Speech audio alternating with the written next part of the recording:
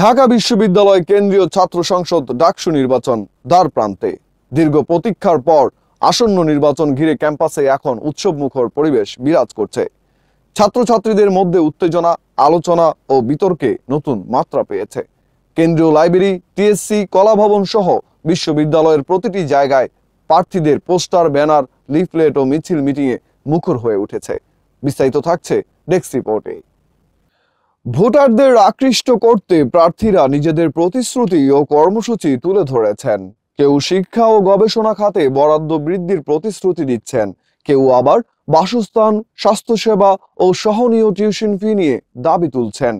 এবারের নির্বাচনে বিশেষভাবে দৃষ্টি কেড়েছে সাদা কালো পোস্টার ও ব্যানার। অনেকেই মনে করছেন এই ধরনের প্রচারণা গণতান্ত্রিক সংস্কৃতিকে আরো সমৃদ্ধ করবে। ভোটারদের উপস্থিতি নিয়েও শিক্ষার্থীদের মধ্যে আশাবাদী মনোভাব লক্ষ্য করা যাচ্ছে। বিশ্ববিদ্যালয় কর্তৃপক্ষ জানিয়েছে, সুষ্ঠু ও নিরপেক্ষ নির্বাচন আয়োজনের জন্য সব ধরনের প্রস্তুতি গ্রহণ করা হয়েছে। নিরাপত্তা আরো জোরদার করা হবে, যাতে শিক্ষার্থীরা নির্ভয়ে ভোটাধিকার প্রয়োগ করতে পারেন। ডাকসু নির্বাচন কেবল একটি সাংগঠনিক প্রক্রিয়া নয়, বরং বিশ্ববিদ্যালয়ের গণতান্ত্রিক চর্চাতে একটি বড় অনুশীলন। শিক্ষার্থীদের দাবি, এই নির্বাচনের মাধ্যমে যোগ্য নেতৃত্ব উঠে আসবে, যারা তাদের স্বার্থ রক্ষা করবে এবং বিশ্ববিদ্যালয়ের সামগ্রিক উন্নয়নে ভূমিকা রাখবে।